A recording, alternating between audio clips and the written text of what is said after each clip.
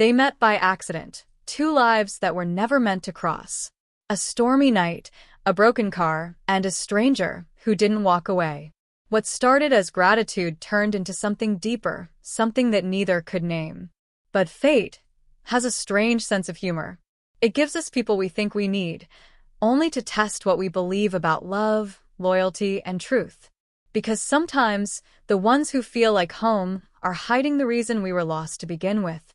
And when the truth comes out, it doesn't just break hearts, it rewrites destinies. She thought she'd found a brother she never had. He thought he'd found peace in her smile. But neither knew the secret that tied their lives together long before they met. But before I continue, make sure you're subscribed to the Revenge by Sophia channel and let me know in the comments where you're watching from. We love to see how far our stories travel.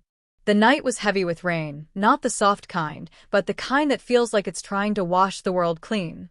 The road was empty, shining under the yellow glow of old streetlights, and the sound of thunder rolled like an angry whisper through the sky.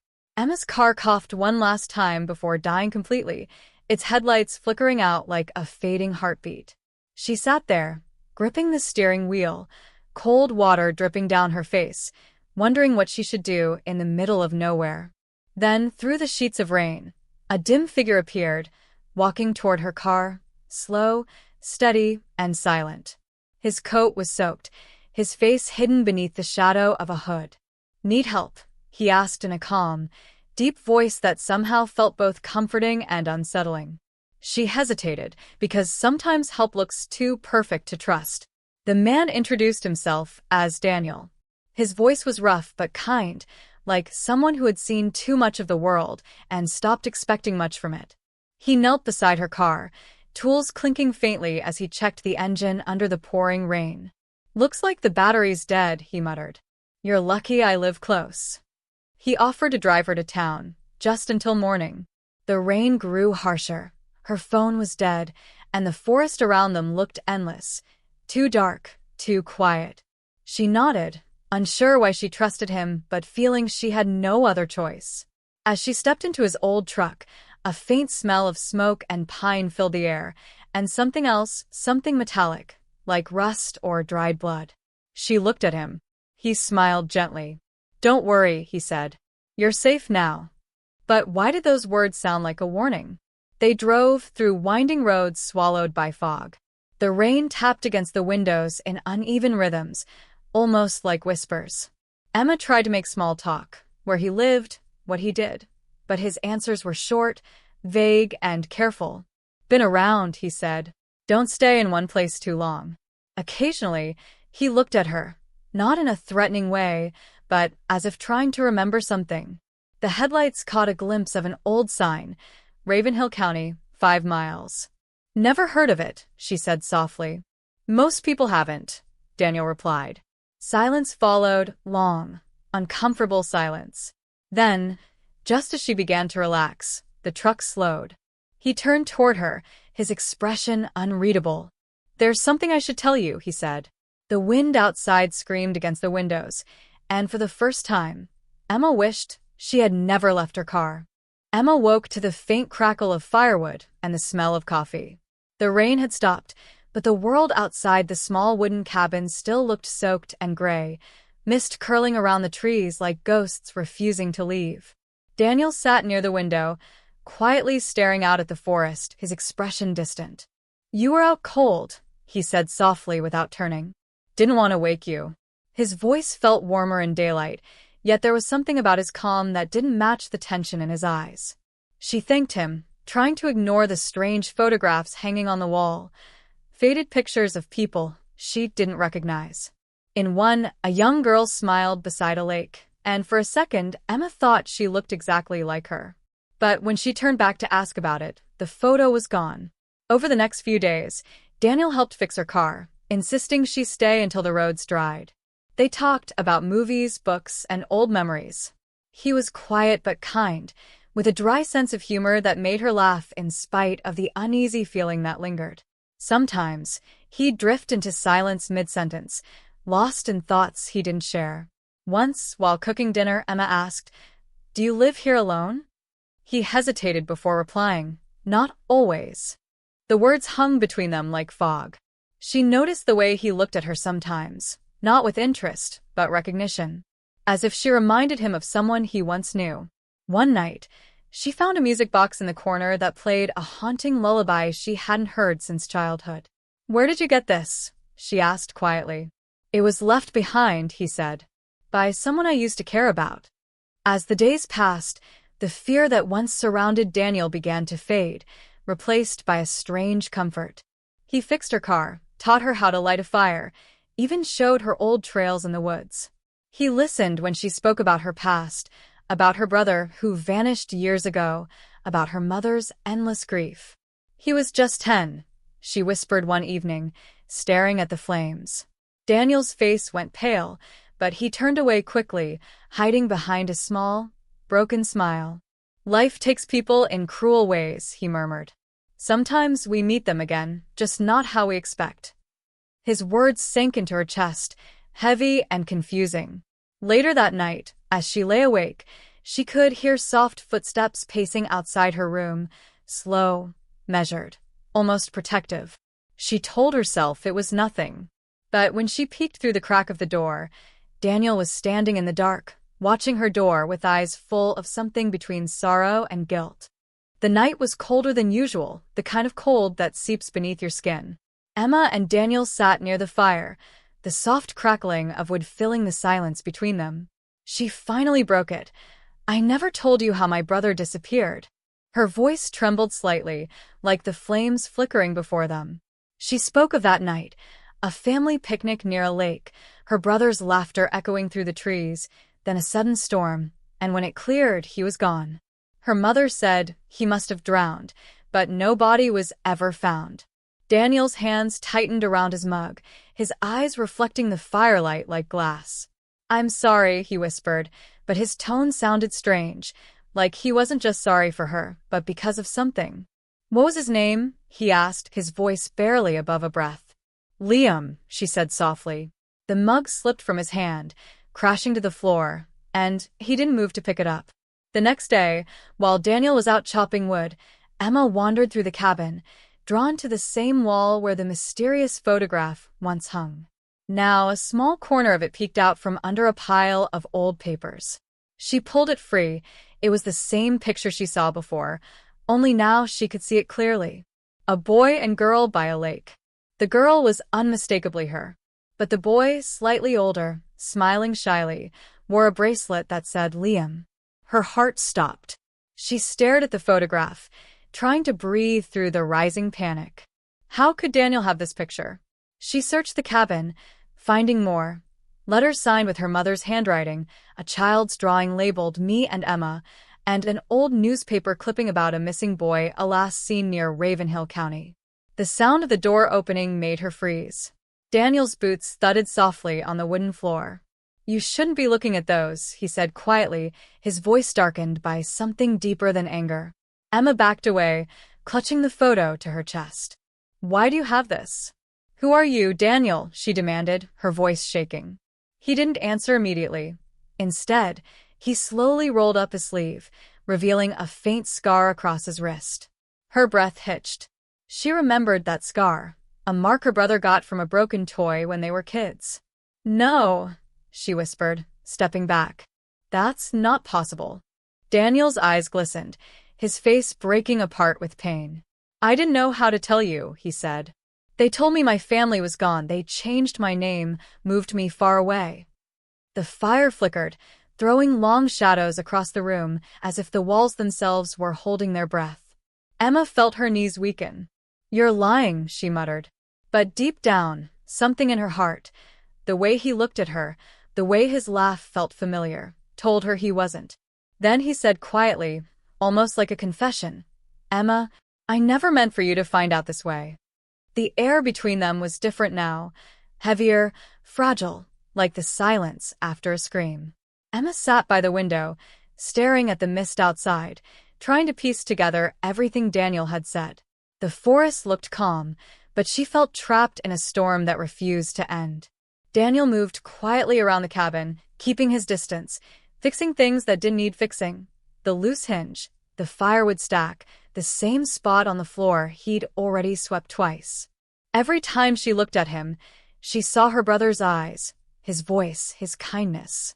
But it also terrified her. Could this really be him? Or had the years turned him into someone she didn't recognize anymore? "Emma," he finally said, his voice soft, trembling. "If I could change what happened, I would." She didn't respond, because, deep down, she wasn't sure she believed that yet. Later that evening, the storm returned, softer this time, almost nostalgic. They sat by the fire again, the same place where everything had fallen apart. Daniel handed her a small, rusted music box, the one she had found earlier. "It used to be ours," he said quietly. "You used to fall asleep to this." When he opened it, the familiar lullaby filled the room, and something inside her broke. She could remember it now, faintly, through the blur of years, her brother humming that same tune before she fell asleep. She looked at Daniel, tears filling her eyes. "Why didn't you come back?" she whispered. He lowered his head. "I tried. They told me you were gone, that no one survived." His voice cracked at the end. For the first time, she saw not a stranger, but a boy who had lost everything.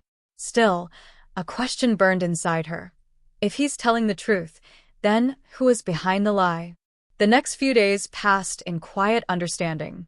They shared meals, walked the forest trails, and spoke about the years they had lost, both afraid to ask too many questions. Emma wanted to believe him. Every gesture, every word, felt real. Yet, at night, she would wake up and see him standing outside the cabin, staring into the woods as if waiting for someone.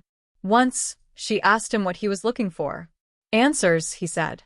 "But I'm scared I'll find more than I can handle." His words stayed with her, echoing like a warning she didn't understand. That night, she dreamed of the lake again, the same one from the photograph, only this time, she saw another figure in the water. A man. Watching. Waiting. When she woke up, Daniel was gone, and outside, only the faint sound of footsteps disappearing into the forest remained. Morning crept in through the cabin's small windows, pale and cold. Daniel still hadn't returned. Emma wandered through the silence, her footsteps echoing faintly against the wooden floor. Something inside her told her not to look, but curiosity had already taken over. In Daniel's small study, an old chest sat half open. Inside, folded between yellowed papers, was a letter sealed with wax, delicate handwriting curling across the front. For Liam. Her breath caught. She broke the seal, the paper brittle under her fingers. The words were shaky but familiar. It was her mother's handwriting. "My sweet boy, if you ever find this, know that I never stopped searching for you." Emma's throat tightened. But then she froze. The letter was dated the same year her brother disappeared, the same year Daniel said he was taken in by strangers. So, how did he have it? Her hands trembled as she read further.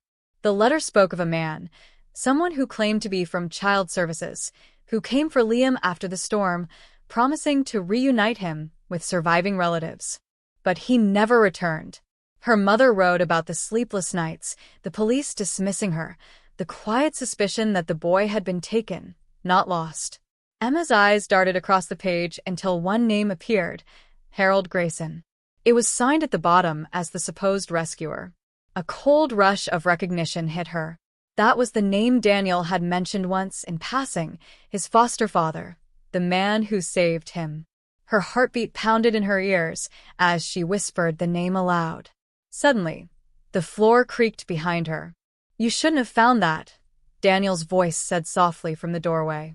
His face was pale, his eyes shadowed with guilt and something close to fear. Emma spun around, letter trembling in her hands. "You lied to me," she said, voice breaking. You knew what happened." Daniel stepped closer, shaking his head. "I didn't know until recently. I swear." But the look in his eyes betrayed him, a flicker of shame, of memories he couldn't erase. "He told me my family died in that fire," he said, his voice trembling. "He showed me pictures, ashes. He said I had no one." Emma's tears spilled freely. Then why keep this? Why hide her letter? His silence was louder than any scream. Outside, thunder rumbled again, distant but steady, like the past calling through the walls. Because, Daniel said finally, I wasn't supposed to remember who I was. The words hung in the air like smoke, and for the first time, Emma realized this was more than a lost family story. Someone had wanted them to stay strangers. The storm outside grew stronger as the truth inside the cabin began to break apart. Emma couldn't sit still. Every wall, every object, suddenly felt like a lie. She searched the place like a haunted soul, opening drawers, pulling at shelves, looking for something that would make sense. Behind a loose floorboard in Daniel's room, she found a small metal box wrapped in an old handkerchief. Inside were newspaper clippings: missing siblings presumed dead, Ravenhill fire. Orphanage claims 2 more victims.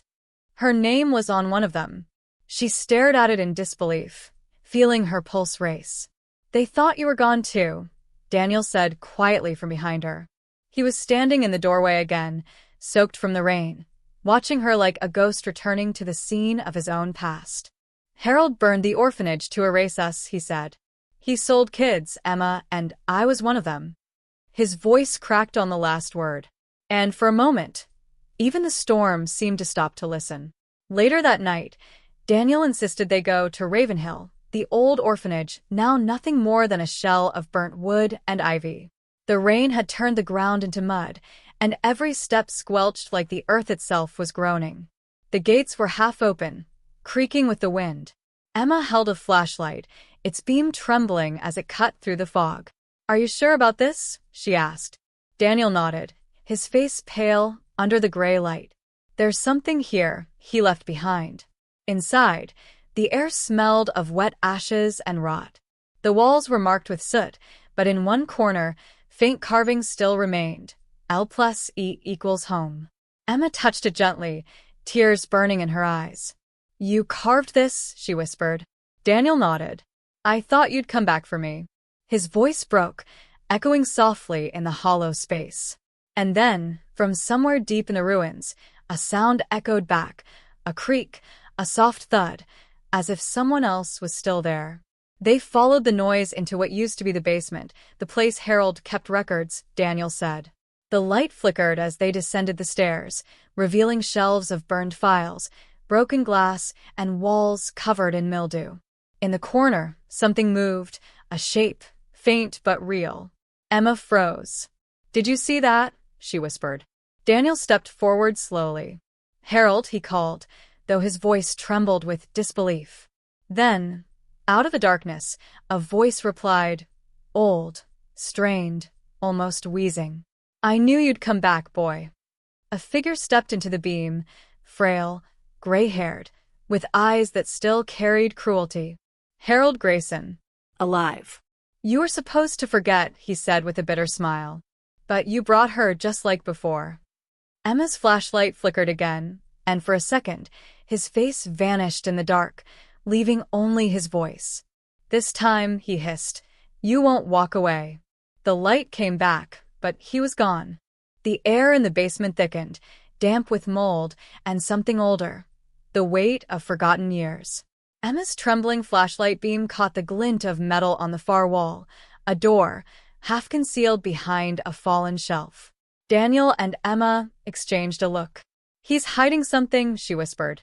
Together, they pushed away the debris, their breathing loud in the silence. The door creaked open to reveal a small room, untouched by the fire. Inside were boxes, ledgers, and photos, children, lined up like trophies, numbers written beneath their faces. Emma's stomach turned as she realized what she was looking at, records. He was selling them, Daniel muttered, his voice hollow. He found one folder, marked with his own childhood name. Inside was a birth certificate, and next to it another document, adoption forged signature. Emma took it from his hand, her eyes wide. That's Mom's name, she whispered. But that's not her handwriting. Daniel's voice cracked. He made her sign it, or he killed her trying. Daniel knelt, pulling out another box, burned at the edges but still legible. Inside were letters from families, payments, and government forms, all fake. Emma found a photograph of Harold with another man, shaking hands outside a courthouse. On the back, someone had written, "New identities confirmed." Her blood ran cold. "He erased you," she said, voice shaking. "He built new lives for the kids he stole." Daniel pressed his hands over his face, trembling. "I remember now," he said softly. "The fire, it wasn't an accident. He set it to destroy everything, and he left me unconscious near the lake. When I woke up, he told me my sister drowned trying to save me." The flashlight flickered as thunder cracked above them, the sound vibrating through the ground. "We have to leave," Emma said. But before she could move, the door behind them slammed shut. A familiar voice echoed through the room, soft, rasping, almost calm. "You've dug too deep, children," Harold said from the shadows. Some truths were meant to stay buried. The single light above them swung, throwing erratic shadows across Harold's face. He looked old now, fragile even, but his smile was the same one that haunted Daniel's memories. "You took everything from us," Emma said, her voice filled with shaking rage. "Why?" Harold chuckled weakly, coughing. "Money, my dear. And power. People will pay anything for a child they can call their own. Your family was simply convenient." Daniel stepped forward, fists clenched. "You killed them," he hissed. Harold's eyes darkened. "I saved you," he spat. "You would have died in that house. I gave you a name, a home, a chance." The silence that followed was unbearable, the kind that pressed against your chest until you could barely breathe. Daniel took a slow step forward. "No," he said quietly. "You gave me nightmares." A sudden crack of lightning split the sky above, lighting the room for a brief moment, and when the thunder rolled, Harold was gone again, leaving only the echo of his voice. "You'll never escape who you are." The door burst open with a violent gust of wind, scattering papers and dust like a hurricane inside the ruined orphanage. Daniel grabbed Emma's hand. "Run," he shouted, and together they raced through the collapsing halls. The storm outside was raging, lightning flashing across the broken roof, rain hammering down like shards of glass. Somewhere behind them, Harold's voice echoed through the building, calm and cruel. "You think you can outrun me, boy? I made you." His footsteps were uneven but steady, each one a reminder that monsters don't die easily. Emma's flashlight flickered out completely, plunging them into darkness. They followed the faint light from the doorway ahead, the only way out. But just as they reached it, Harold appeared in front of them, drenched, eyes wild. In his trembling hand was a revolver, old and rusted but ready. "You shouldn't have come back," he growled. Daniel stepped in front of Emma, heart pounding. "You should have never taken us," he said, and the storm roared like it agreed. They stood there in the downpour, Harold's gun aimed, Daniel's body shielding his sister. Rain streamed down their faces, mixing with tears neither of them noticed. "You don't understand," Harold said hoarsely. "I did what I had to. Those children, they were forgotten. I gave them a purpose." Emma's voice rose, trembling. "You stole lives. You killed people." Harold's eyes flicked toward her, momentarily softened, almost human. "Your mother begged me not to take him," he whispered. "She said she'd follow. So, I made sure she couldn't." The words hit like a thunderclap. Daniel's breath hitched. The world around him blurred. "You murdered her," he said quietly. Harold's grin faded, his hand shaking. "I ended her suffering," he said. Then Daniel moved, a flash of fury and grief, lunging forward, grabbing the gun. A shot rang out, echoing through the storm. The sound sent birds scattering from the trees, their cries piercing the night. When the echo faded, Harold was on the ground, staring up at the rain, motionless. Silence followed, broken only by the sound of rain dripping through the roof and the faint hum of thunder retreating in the distance. Daniel stood over Harold's body, chest heaving, the gun lying in the mud. Emma slowly approached him, her hand trembling as she touched his arm. "It's over," she whispered, though it didn't feel that way. The air smelled of smoke and wet earth, heavy with everything they'd lost. Daniel dropped to his knees, his voice cracking. He took everything from us, Emma, everything. She knelt beside him, wrapping her arms around him. Not anymore, she said softly. Now we take it back. For a long time they just stayed there. Two broken souls under the same storm that had once torn them apart. The wind began to calm. Dawn's first light crept across the horizon. But as it touched the orphanage walls, something flickered in Harold's open hand. A locket. Inside was a picture of two children by a lake. On the back, one word was engraved. Return. The first rays of sunlight broke through heavy clouds, casting a golden glow over the wet earth. Daniel and Emma walked in silence toward the lake, the same lake where Liam had vanished all those years ago. The forest was quiet, except for the occasional bird breaking the calm with a sharp cry. Emma's fingers brushed the locket in her pocket, the cold metal grounding her in reality. They stopped at the water's edge, where the memories of lost laughter and vanished summers lingered in the air like ghosts. Daniel knelt, picking up a small stone, tossing it into the calm water. I should have been here, he whispered. Emma nodded, swallowing the lump in her throat. We can't change the past, but maybe we can honor it. The lake reflected the sky like a mirror, peaceful yet haunted, the perfect place for them to start again. Sitting on the mossy bank, they began to speak, carefully, cautiously, like opening wounds that hadn't healed in decades. Emma told Daniel about her mother's grief, about the nights she had cried herself to sleep, waiting for him. Daniel shared memories he'd suppressed, foster homes, strangers who called him Liam, the loneliness that had never left him. Every word carried pain, but also relief. I never thought I'd find you, he said quietly, looking at her. I was scared you'd hate me for being gone, for being me. Emma shook her head. I could never hate you, she whispered. We survived it together. The wind whispered through the trees, brushing against them like an old friend. For the first time, the heaviness in their hearts began to lift. But even as they spoke, the locket rested between them, a silent reminder that some shadows still lingered. Over the next few days, they returned to the cabin, no longer a prison of secrets, but a place of rebuilding. They cleaned, repaired, and unpacked memories, both theirs and others left behind. Emma laughed for the first time in months, helping Daniel fix the old roof while rain dripped harmlessly around them. Daniel began to cook meals like they used to as kids, teaching Emma small tricks and jokes. Each night, they sat by the fire, sharing stories that didn't hurt, or at least not as much. Maybe this is what family really means, Daniel said one evening, looking at her. Emma nodded, feeling the warmth of belonging settle into her chest. And though the past would always carry its scars, they were no longer alone. But as they drifted asleep, the soft rustle of leaves outside reminded them, life may be quieter now, but the forest always remembers. Months passed, and the cabin felt less like a refuge from the storm and more like a home. The forest outside seemed calmer, though the occasional rustle of leaves reminded them of what they had survived. Daniel and Emma had found a rhythm, mornings with coffee by the window, afternoons walking the trails, evenings beside the fire sharing memories and laughter. There was still a quiet tension, the kind that only comes from knowing the past could return at any moment.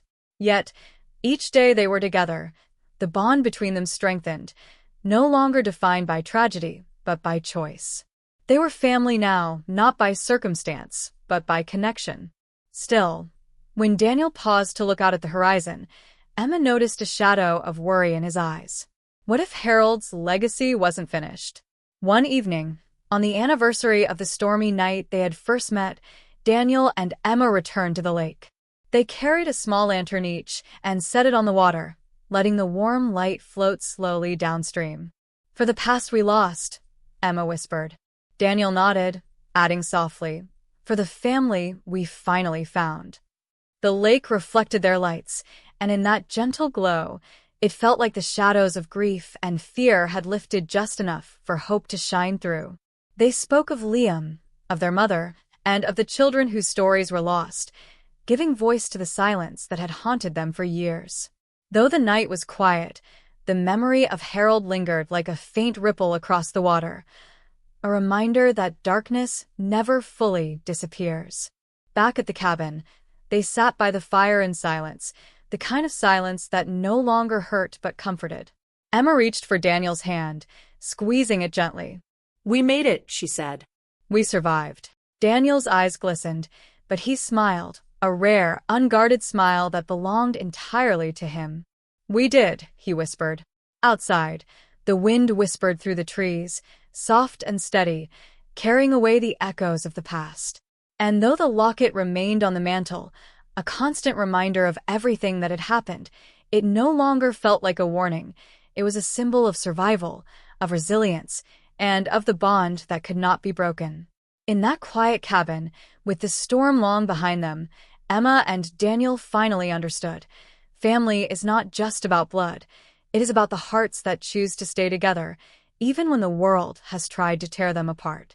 And yet, somewhere deep in the forest, the faint sound of footsteps lingered, a whisper of the past that refused to be forgotten. Some bonds are written long before we take our first breath. They lie dormant, waiting for the right moment, the right storm, the right accident. And when they finally awaken, we realize that family isn't always born from blood sometimes. It's carved from pain, from loss, from the courage to forgive. They were strangers once, two lost souls crossing paths under rain. Now, they are what they were always meant to be, home to each other. The world may call it coincidence, but I call it destiny. Because in the end, it wasn't the night that changed their lives, it was the truth. And those scars remain. They no longer ache the same. Sometimes, the family you find is the one fate meant to return all along.